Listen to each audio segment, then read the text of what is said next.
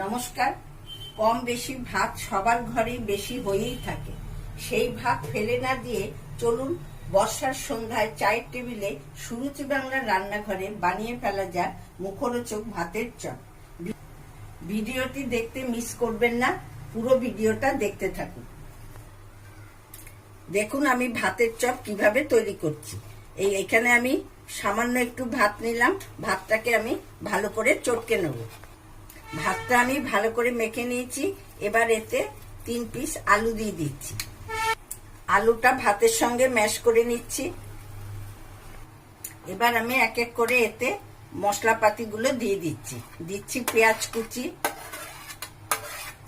আদা কুচি, কাঁচা লঙ্কা কুচি, হলুদ, লঙ্কা গুঁড়ো, ভাজা মশলার গুঁড়ো, আর দিচ্ছি লবণ, আর দিয়ে দিচ্ছি একটু ধনেপাতা কুচি করে।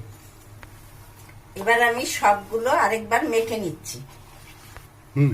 আমি এটা মন্ডটা তৈরি করে নিলাম। এবার আমি একটা একটা করে গড়ে নিচ্ছি। এরম ভাবে আমি একটা একটা করে এখন এগুলো সব গড়ে নিচ্ছি। এটা আপনারা লম্বা বা গোল যে কোনো সাইজেই করতে পারেন। এটা আমি বানাতে বেসনের ব্যাটারটা আমি আগেই গুলে রেখেছিলাম। বেসনের ব্যাটারে ডুবিয়ে আমি লেরো বিস্কুটের গুঁড়ো মাখিয়ে নিচ্ছি।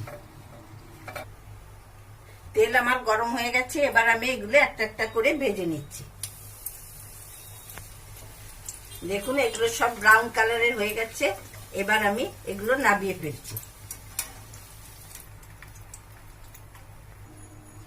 তৈরি হয়ে গেল গরম গরম ভাতের চপ।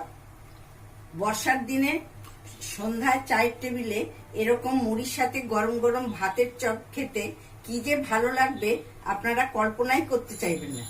আবার এইরকম বানিয়ে খেতে চাইবেন।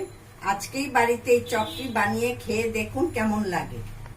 আর এর সাথে যদি গরম গরম চা হয় তাহলে তো আর বলার কথাই নয়। এরকম ভাবে আপনারা বানিয়ে বর্ষার সন্ধ্যা একবার খেয়ে দেখবেন, খুবই ভালো লাগবে। রেসিপিটি আপনাদের কেমন লাগলো কমেন্ট লাইক করে জানাতে ভুলবেন না। নতুন বন্ধুরা আমার চ্যানেলটিকে সাবস্ক্রাইব করে পাশে থাকবেন। আজ আমি এখানেই আসি। আবার আমি এরকম আরেকটা স্ন্যাক্স জাতীয় রেসিপি নিয়ে আপনাদের সামনে।